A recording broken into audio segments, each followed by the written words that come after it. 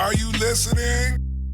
Hey fam, welcome to the Future is Here podcast. This is for the leaders, the dreamers, provocateurs, misfits, the frustrated frontline leaders who are charging in the kingdom. If you're tired of a reactive church, it's time to build a church we dream of now. The future is here, so don't get left behind. Are you listening? Let's get into it. What's up, family? Welcome to another episode of the Future is Here podcast. I'm your host, Tommy Nixon. So glad to be with you. Hey, I want to say a shout out to all of you guys who are tuning in, downloading the podcast, streaming it. Thank you so much. I had a homeboy from Turkey. He's actually in Turkey right now. Send me a message and said, hey, listening to the podcast. Thank you so much, Paul. I see you out there, brother. Guys, thanks for joining in. Today is an important one. We're talking about reclaiming missions. Now, if you don't know, for 16 years, in 2002, I actually started and ran a nonprofit organization called Solidarity.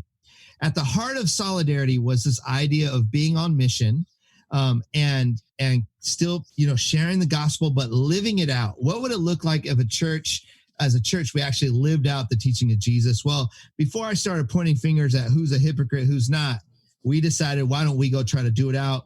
Moved into a low-income neighborhood, and it was that neighborhood and God through that neighborhood that just changed me, taught me what being on mission looks like. And to be honest, friends, we still made a ton of mistakes. But here's what I'm really hoping for. I'm hoping through this conversation that we can kind of reclaim mission, because I know for a long time, it's viewed as kind of colonialistic.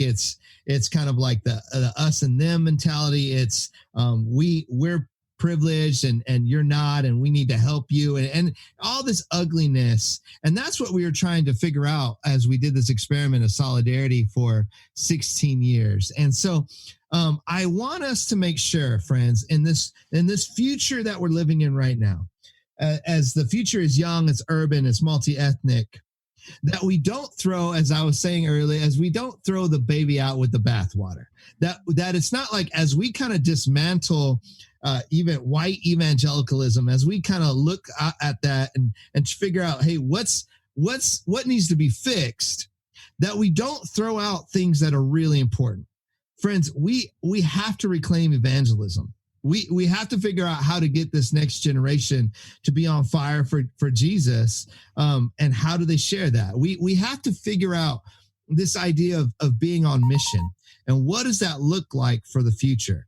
And so that's the conversation for today. And I'm really excited because I have a friend of mine on the call today. Our special guest for today is Erica Schimelpfenig. She is the executive director for YouthWorks. And so we're so excited to have you on. Erica, welcome to the show.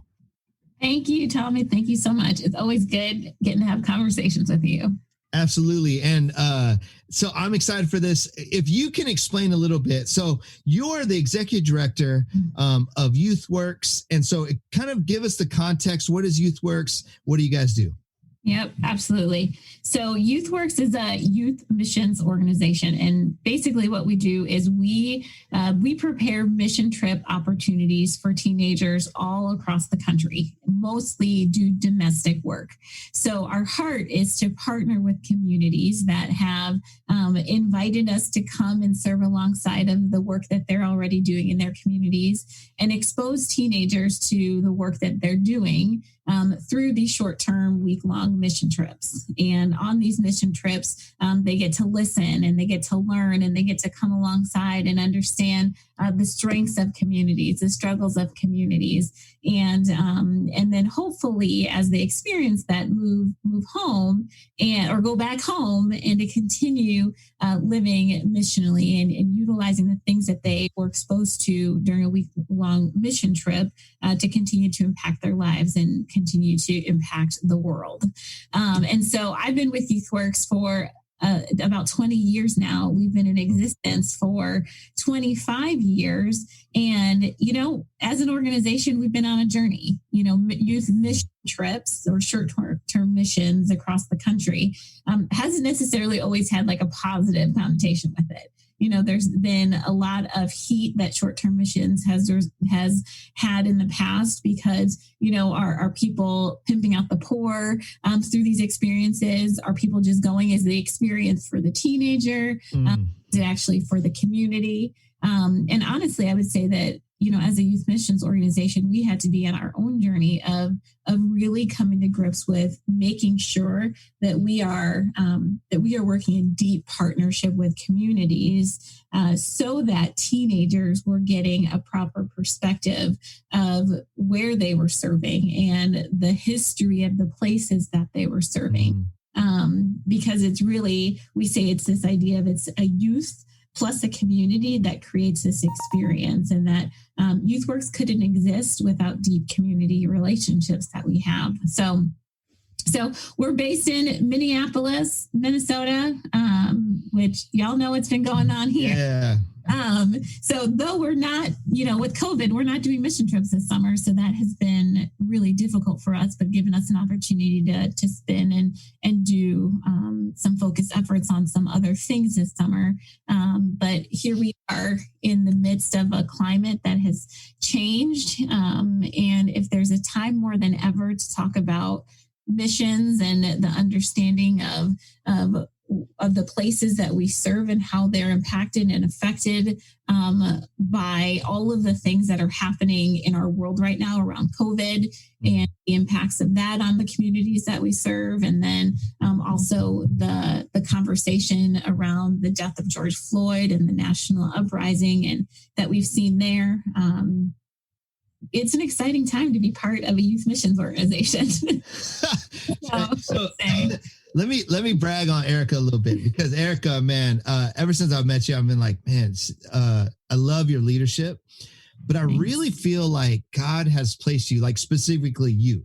So what's really interesting, you've been with this organization for 20 years. When you said the term short-term missions, and I know that for a lot of us, as we've kind of grown and understand the world and grown in our experience, there's a little bit of like and there's that shade on it, right? But what I love about you, and what I love that you're leading this now, you are the leader of it as an African-American woman. And come on, Minneapolis, you know what I mean? Like all this stuff of who you are, but your deep love for the gospel, for mission, for youth. Like, I really believe God has placed you into this leadership role. And I think you have been leading wonderfully. I don't know many other, orgs like yours that would be like, it's an exciting time, you know what I mean, to be in this, because, and the reality too is you're carrying a lot right now. But here's what I love about you and your vision. We met, I don't know, I was there like a year ago or maybe a little more. Yeah. But yeah, it was cold. It was cold. So we were there and I was just asking you, hey, what's your vision? And you had this really beautiful vision for YouthWorks and the youth of our nation. Can you kind of share a little bit about that? Yeah, absolutely. So, historically, youth missions, at least in our context, has been very, very much surrounded around I would say a white suburban culture, especially at YouthWorks. YouthWorks was born out of the Midwest. The founder and president originated here in Minnesota. And so it drew in a lot of churches that looked like the church that he grew up in, which was a very wealthy suburban church in the Twin Cities area.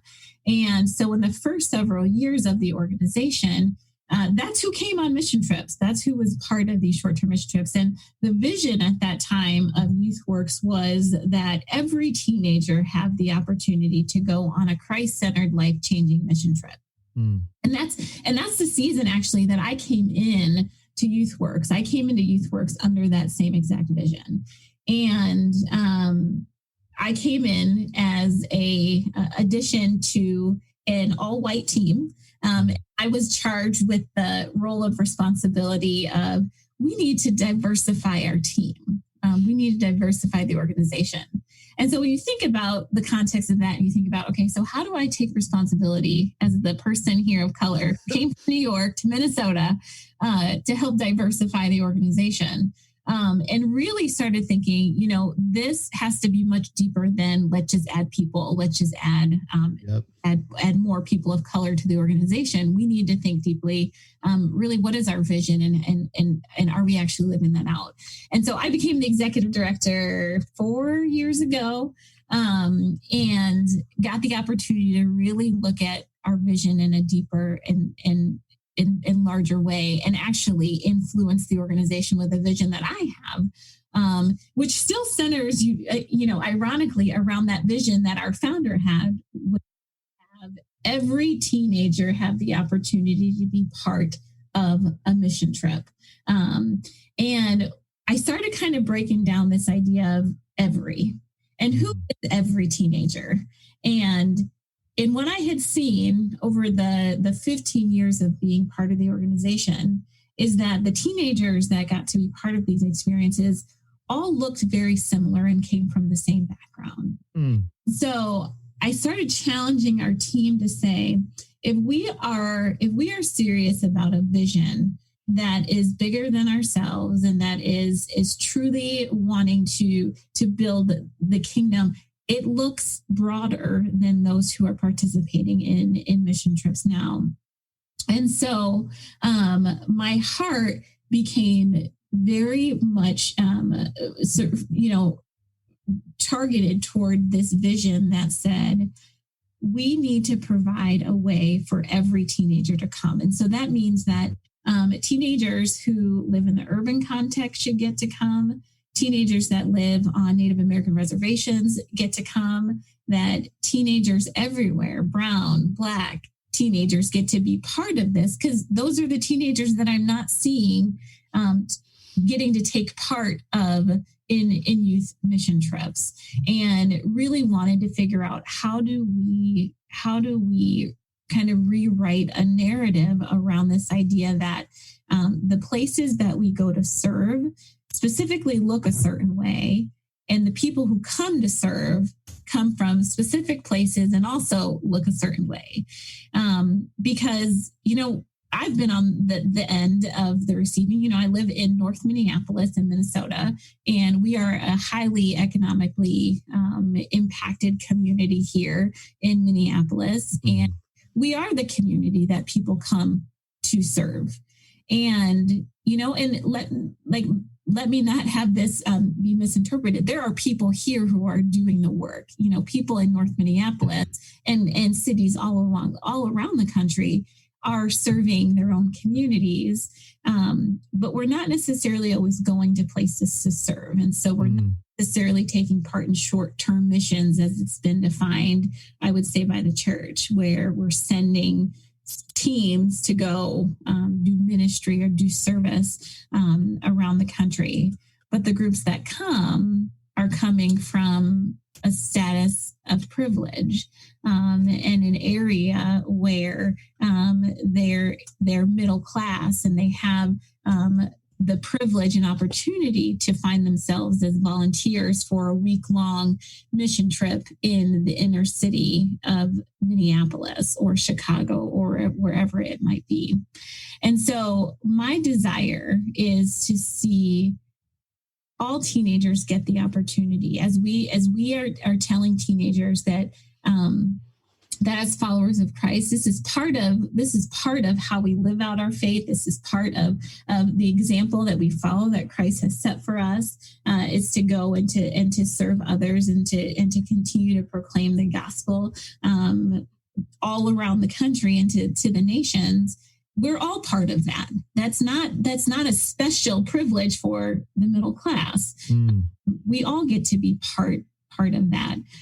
So, really, that's a small glimpse of my vision.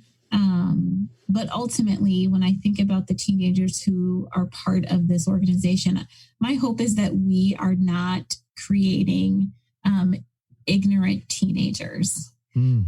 I do not want to be part of creating teenagers who don't fully understand the fullness of the gospel and that are closed-minded. I really want to help to be part of creating this next generation of people who become our leaders, who become leaders in the church, who become leaders in our government, in all of the places where we need leaders who have a kingdom perspective, that through a mission trip, through service, that there would be a broader perspective, that there would be a deeper passion for things that matter. And I think of passions of the things that break our hearts, or the things that care about that we care deeply for. So issues of justice, that's the generation that we're raising, are people who are passionate about things that matter and that are close to the heart of God. In that they would, in turn, as they have those passions, that they would begin to see the possibilities of how God might use them in the world, and how God might use them to change the church and to change our world, continue to share the gospel, and that they would then go ahead and pursue that. And that would be how they find themselves living in the world, that they are pursuing ways to continue to build the kingdom of God. So that's a lot in my vision, but I love it. So when we were doing Solidarity, people would come. We lived in a low income neighborhood. Okay. So live there. So then churches would hit me up and they'd go, "Hey man, we want to come down and help. We want to bring a group." It was basically like, "Can we do a short term, deal, like a day here or there?" So what we started doing, it's like, "Yeah, sure, you can come down." And we would do this thing called lifestyle training. And what we would do is we would say, "All right, if you want to come, you can go out. We're not going to go with you, but you can go out to our neighborhood and you could do just do the work of God, whatever that looks like to you." Okay. And we would let them go out there and they would come back, and inevitably they would have done one of three things. They would have played soccer with some kid, they would have picked up trash, or they would have gone door to door, because this is what we do when we go overseas. Right. They come back and I go, "Well, how?" We would debrief with them. "How was it?" "Oh man, it was amazing. God did this and that." I go, "Cool. What's the name of the kids you play with?" And they'd be like, "Oh," most of the time they wouldn't know. And so then I'd be like, "Okay," and we'd ask these questions. I go, "Now imagine if we took our kids from here and we came to your neighborhood and did what you just did to our neighborhood. Right. What would happen?" And for reals, you bring all these Latino kids from the barrio and we go to a middle class or upper class neighborhood. We went door to door. We tried to play with their kids. Oh, forget it. They'd call the police, like without a doubt. But somehow we feel like it's totally okay. And then you also see the graciousness of the neighborhood to be like, okay, just kind. You know what I mean? Okay, all right, And so as we change this kind of perspective, what would it look like for all these students in the hood to go out and engage, right, in what God's doing in the world? Now, last summer, you and I, we partnered, and you were like, Tommy, we want to test some of this vision out. Do you have some youth groups around the country that we can send on a trip and just get their feedback, right? Now, what was share with us a little bit, what happened in those? So you basically we had a team from Queens, New York. Yeah. And they went to Philadelphia, right? Yeah. Yeah. I mean, what was some of the feedback? What did you hear? Yeah. Well, it was an opportunity for us to live out this vision. And so the group from Queens went to Philadelphia, and our focus in Philadelphia is food insecurity.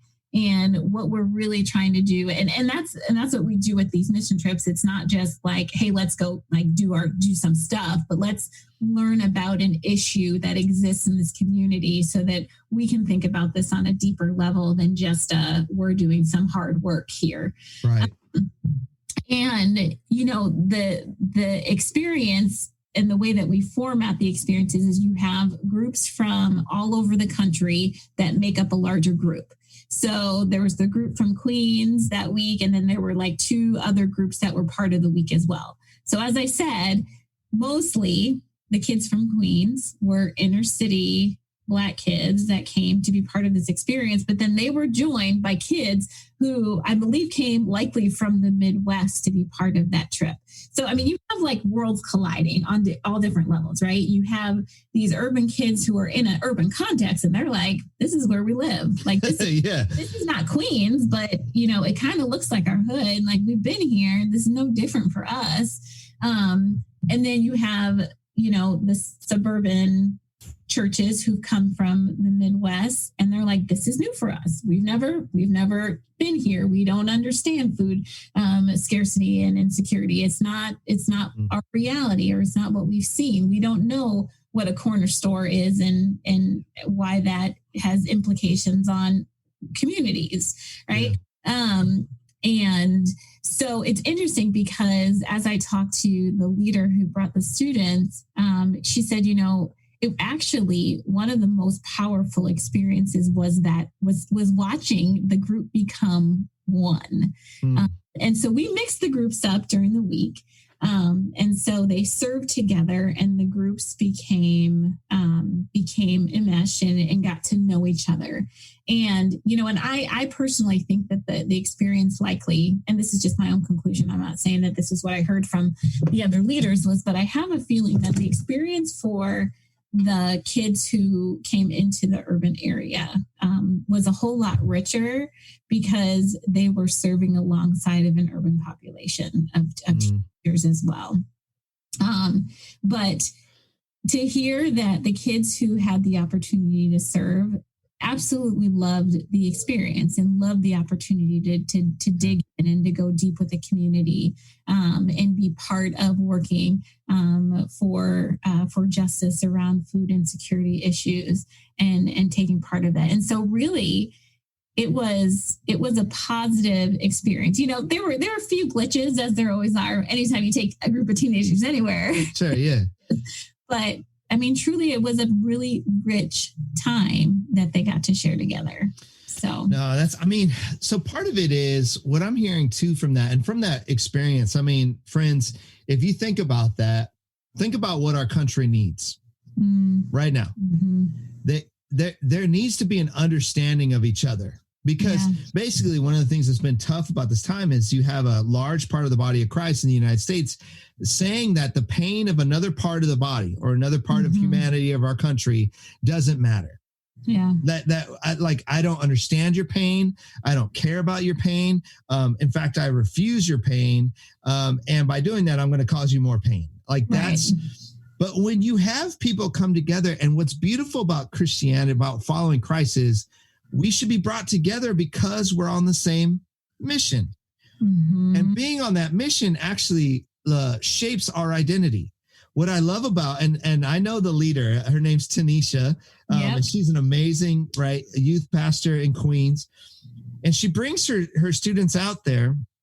But what I love the picture of that is, when you think of short-term missions, think about the pictures you see. Yeah. Who do you see?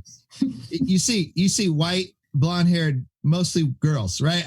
That's the picture you have, and they're carrying some kid, or they're in poverty, whatever.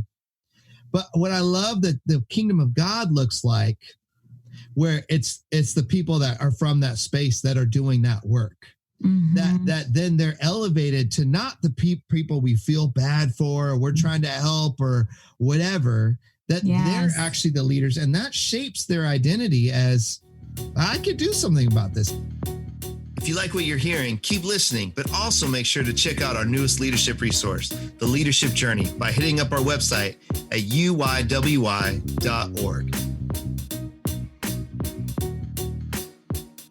One of the issues that we're all struggling with in the hood is the victim mentality, right? It's like we've created the church in our, trying to help and do all these things, like through missions as well. We've created cultures of poverty. We've trained people to be like, well, I guess I'll just wait till you give it to me. Yeah. That is not who God's created us to be. And that's not who God's created these young people to be as leaders. And so I feel like there's a space for mission and identity that is so important for all of our youth.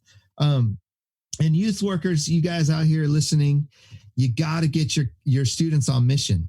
You got to allow them to get to do it. The way I got saved really was I went to camp. That's a whole nother episode. But I also was asked to be the leader on a Mexico missions trip. I had no idea what I was doing. And I was not qualified. I was a punk. And that shaped me. And that changed my whole trajectory of my life. How many young leaders do we have coming from our communities that aren't getting that fire lit because they're not having the opportunity to do that? Right. And so part of that too is we were talking earlier offline about, okay, how important, why is it so important for missions? Right? Why do you think it's so important for the church for this next generation to be on mission? Like why do you think that's so important? Beyond, right, I've just kind of shaped like it's so important for the identity. What else would you say is so important, and why should we continue on getting our students on mission? Yeah, absolutely. Well, I mean, really what it comes down to is the fact that first, as followers of Christ, when we look at the life and example of Jesus, and we look at how as followers of Christ, this desire or this mandate and call that we have to follow the example that Christ set for us, missions truly becomes this outpouring of our faith and an opportunity to follow the example that Jesus set by loving our neighbors and by, really making more disciples here. And, and it pains me, honestly, Tommy, to think that that potentially this next generation is is losing sight of that because of the evangelical church and the way that that missions has maybe kind of steered people in certain directions. And it pains my heart to think that this next generation would kind of, in a sense, break themselves from that call to do that in a traditional way, or even in a non-traditional way. Yeah. So, it's important because we, I think missions gives us the opportunity to also help people understand the fullness of the gospel. Offline, we were talking about this conversation around missions and justice and how do those work at play together? And, and I've been asking myself and our team a lot of questions about that, given our current realities, because as you think about, those who come on mission trips traditionally, people are like, hey, I want to do something. You hear about something. You're like, hey, I want to get behind that and I want to do something. And so people sign up to go on a mission trip and they get to work alongside of little kids. They get to maybe paint a house. They get to, serve at a homeless shelter. And really, I think that those are all good things within themselves. But I think the larger part of the piece is that kind of that passion part, the passion and compassion part, where our hearts are breaking for what we're experiencing and what we're seeing. And then as we are seeing those things, we are doing something more than just putting a quick fix on something or just giving something simple, that we're really kind of peeling back a layer and saying, there's something deeper that's happening here. And as we understand what's happening on a deeper level within systems or in communities that we're serving, I think that that's where we are getting closer to the heart of God and to the heart of the ministry that Jesus has and had. Is this this unveiling of oppression, this unveiling of systems that are destroying communities and have for centuries. And I think that is why missions is so important, is drawing us into the character of Christ. And I don't want this next generation to lose that, and to miss out on understanding that we can do all day, but until we understand on a deeper level why Jesus was hanging out with the woman at the well, and why Jesus uses the story of the Good Samaritan to explain and turn upside down all of these things that were the cultural norms. He turned all those things upside down, made the Samaritan the hero in the story, and made the Jewish person the person who was in need, and so it's all of these things are helping us as we do missions. And as we do it in a way that we're looking below the surface, is drawing us in closer to God. That's so good. So a couple of things that I just want to pull out some things and make some connections for our listeners that you said. One, you mentioned discipleship. Friends, we cannot disciple people, especially these young people, outside of being on mission. It's impossible. Without that, it becomes theoretical. It just becomes like this philosophy that may or may not affect your life. Dude, following Christ is being on mission. If you are going to disciple these young people, you have to get them on mission, which means you have to get them to join in on what God's up to in the world. Now, that could be in another city. It could be overseas. It could be on your block, right? It could be in your home. So there's a lot of ways to be on mission, so it's about discipleship. But here's the thing. You have over a million young people leaving the church every year. They're leaving the church because they're not compelled by the life they see. And if we're going to help them, and they desperately want, this next generation desperately wants identity. They need purpose. They need a mission, right? Yes. And yet we've wrapped the way of Jesus into this system of evangelicalism, and this next generation is rejecting it. So I'm not saying that we just got to get rid of everything. When I was younger, I was that guy. I was like, hey, burn it all down. You know what I mean? Like Rage Against the Machine. Now I'm more like, look, we've got to address some things, change it. But there are some really good things that we have to reclaim and hold on to, right? When we talked about when you help students be on mission, it helps shape their identity. It gives them a purpose. If we're doing it right, it informs and engages justice, right? Yes. Yep. It brings it like diversity. Yeah. Think about this, friends. If one of the reasons why a lot of the things that maybe you guys are involved in, Young Life, Crew, the Youth Works, like all these things, why do we have a problem with diversity? Maybe it's because the thing that really infuses that discipleship is mission. And we have blocked a whole group of people out of being on mission, right? They had to go and find Erica in New York and be like, we need you. You got to come over here. And it was one, person of color, and amen for that. That's great.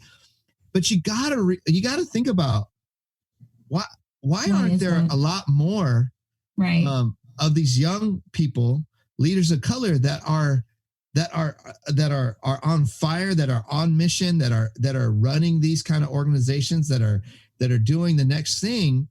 It's still a pretty white space. It is. And you got to think about, well, why is that, right? Mm-hmm. And what we're saying is, if you guys as leaders understand and help this next generation, disciple them into being on mission, if we deal with and recognize how important it is, this could actually change the game. Absolutely. Right. So we're not just talking about like, oh, hey man, did you get that short-term mission thing? Yeah. Checkbox. Right. We're talking about a lifestyle, being on mission. Yep. Getting your students do it. And what I love about you, Erica, and YouthWorks is, I mean, you guys are really pushing the envelope on how do you do this, thinking deeply through it. I mean, you said some things in there about which we kind of glossed over, but really being community engaged. Like you're not just jumping into a hood somewhere and being like, okay, what can we do? Right. You're working with vetted people who are respected from the community, you guys have thought deeply about this, right? Even, I know you do worship, right? I think on the trips, and I know you guys have talked about that. Like, hey, whenever a dude gets up and starts strumming on guitar, lost half the audience. You lost half the audience. You better get a keyboard in there. You know what I mean? Exactly. And so, you guys have really thought through that. And so, friends, I hope that you've heard through this conversation that how important mission is. And we just scratched the surface. I mean, there's so much. In fact, Erica, you and I just did a podcast for you guys or a piece for you guys. Share a little bit too about what's coming up. I think it's people will be able to tune in on it when this comes out, but share a little bit about what you're doing this summer. And then how can people know if they're saying, okay, I need to be on mission? Yeah. How can they engage with you guys, or what can they learn from you to start this journey? Yeah. Well, I mean, let me start there real quick, because I think that, what you're saying, if I were to kind of summarize it, this is all intentional. There's so much intentionality that has to go into us saying that missions, that missional living and missions is for all people, and that everybody, all teenagers should be a part of this. And what it comes down to is it has to do with leadership within the mission structured organization. And I'll say none of this stuff that we're talking about is easy, and it's not overnight stuff. The group that came on a trip to Philadelphia, my ultimate desire is to see students whose lives were impacted, that they went home and they were like, hey, listen, I can be part of this in my own community, and I don't have to go on a mission trip. But I can take part in leading others to be part of experiences like this. And when I'm part of an experience like this, it says to my brothers and sisters, hey, listen, we can be part, we are part of missions, and it is part of the call that is on our lives also to be part of being part of a missions experience. And so my hope one day is that it's reflected within all of the leadership throughout our summer staff. It's reflected throughout our leadership within the broader organization here in the Twin Cities. But that is our hope and that is our vision, and we're going to continue to work to that end.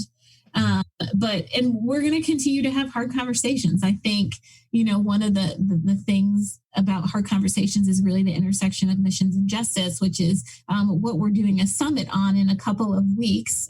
Actually, next week, Thursday on the 23rd, we're doing this conversation about what is missions, what is justice, and then where do these two intersect? And can you have one without the other? And, we're having hard conversations about Black Lives Matter, and we're having hard conversations with our audience that are new to this conversation, many of them. Welcome. Very new to the conversation.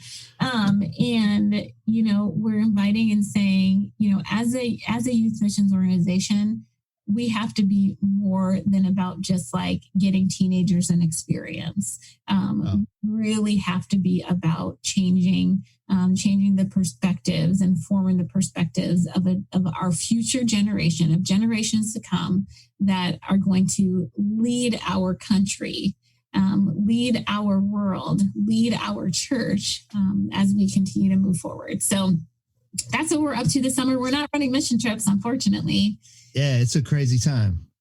But we're doing other things, and the time is now. So if people wanted to follow you, if they wanted to connect with YouthWorks, I think you guys have. Do you guys have like content or curriculum that helps people go, hey, here's how we go on mission? Yeah. You have that? Yeah. Okay. Yeah, definitely. Where can they go? Where can you get it? Yeah. So if you go to youthworks.com, we have a whole section of resources that we give to you completely free. And they're guidebooks from basics on like how to do a mission trip, how to plan for a mission trip, how to budget for a mission trip, all the way to let's talk to our kids about systemic injustice before they come on a mission trip. Let's talk to our kids about poverty 101 before they come on a mission trip. Let's talk to kids about the assumptions that we make about communities and people before they come on a mission trip. So, what we're really trying to do is say, there's some preparation that has to be done before you bring your teenagers on a mission trip. Because it sets up the week-long mission trip by doing that, and then allows it to be more impactful. So all those resources, guidebooks, are free guidebooks that people can download at youthworks.com. I love it. Erica, thank you so much for your time today. Friends, I hope you enjoyed this episode. Listen, you got to be on mission. And if you don't even know what that means, go to youthworks.com, right? .com? Yep. .com. You got it. And then, Erica, is that summit going to be anywhere? Because I think you said it's going to be on July 20th. Oh, yeah. July 23rd, Thursday. Okay. It's a half-day summit. And you'll get all the information on if you go to summit.youthworks.com, you can go to that link and you can register for it's a free event. So we want you to come. And then will it be recorded? Yes, we'll record it, and cool. then it'll be recorded. So if you miss it, I get it. It's Central Time. It's 9 a.m. Central Time, so I don't think that you'll hit it. That's all right. Yeah, on the West Coast, but we'll record it and we'll put it out so that people can download it. Awesome. Well, thank you, sister. Guys, thank you so much for joining us on another episode of The Future is Here. We're reclaiming mission. So, friends, bless you. I hope you have a great day, and I hope to see you next time on The Future is Here. Peace. If you enjoyed what you heard today, we don't want to leave you empty-handed. So here's a couple resources to help you shape the future. Get access to our latest leadership resource by visiting UYWI.org and join our email list.